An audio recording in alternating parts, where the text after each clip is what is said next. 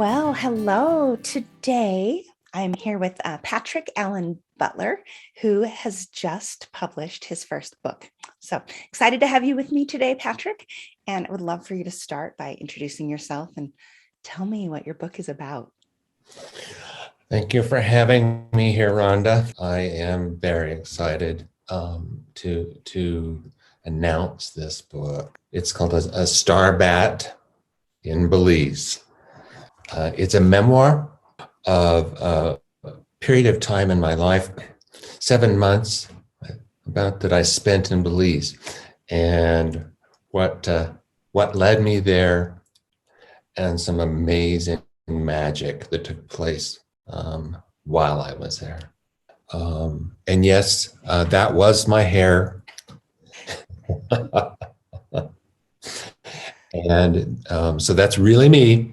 For you to board a plane and go to a country you never knew, then write a book about it and publish that book, all of that is, that's pretty big stuff for you. You want to talk about that a little? I'm an introvert by nature, and I've struggled all of my life with anxiety, and that anxiety and depression that I have struggled with throughout my life, to cope with the experiences that I had to be in. I self-medicated a lot anytime I could off the job, either with food or exercise or alcohol, to try to cope with that fear, and not knowing exactly what that fear was. Then with my retirement, I felt exposed and raw, and the only thing I could think of was I had to go. And ultimately, by trusting my gut and going, it saved my marriage and it saved my life.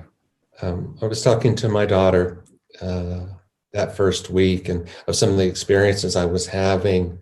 And she said, "Dad, you've got to be writing this down." And so that got me started. So tell me about what it takes to publish your book and your thoughts about your own life. Some really vulnerable thoughts to the world. It is very vulnerable, especially as a memoir. For me, it was on two levels. One, I'm opening up to anyone who looks that I'm not perfect. The veneer is kind of taken away, the mask that we wear, and that I've struggled. I'm an alcoholic, and putting that out there is scary. I want to make another note here.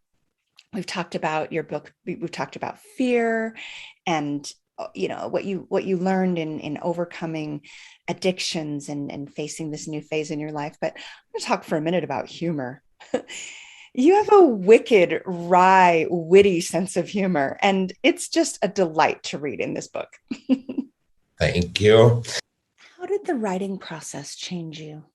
It changed me a great deal because it forced upon me self-reflection. This may sound like a stretch, but it's true. I think in some ways, Rhonda, it helped me to find one thing in my life that I lacked greatly, and that was an identity. That writing over time helped me create an identity. I used to take, when I was in my counseling classes, personality tests, trying to identify what kind of personality you have and what your preferences are. And those were so hard for me because everything was situational for me for various reasons growing up, and these are in the book. I lacked the one thing that I needed to continue on in my life, Rhonda, and I mean that literally, and that was an identity.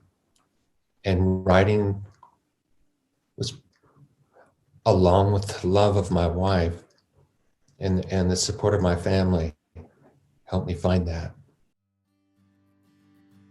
Not only was I placed in Belize for a reason, I was placed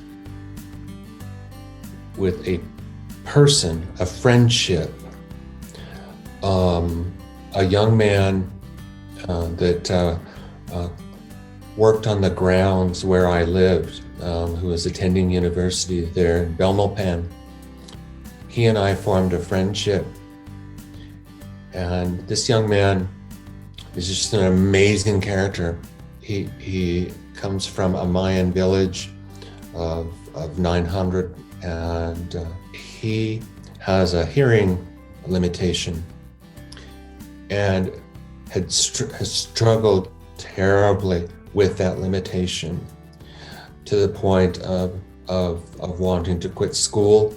As a counselor in education, one of my main roles was working with students with disabilities and many students with hearing limitations and helping to accommodate them so they could access curriculum.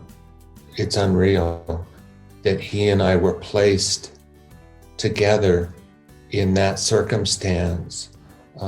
Happened to him. He gave me so much of what I needed with his humility, with his background, with his perseverance, and with his loyalty and to his family and his village, and he needed me. That relationship, it's inexplicable, as much as my going to Belize. Again, back to Evalogue.Life and the classes that I took from you and the groups that I participated in those classes, to hear from others, to hear my writing was extremely helpful. Thank you for allowing me to walk with you a little bit in your journey and have the privilege of seeing this kind of unfold in real time. It's been exhilarating, and I could not be prouder of you.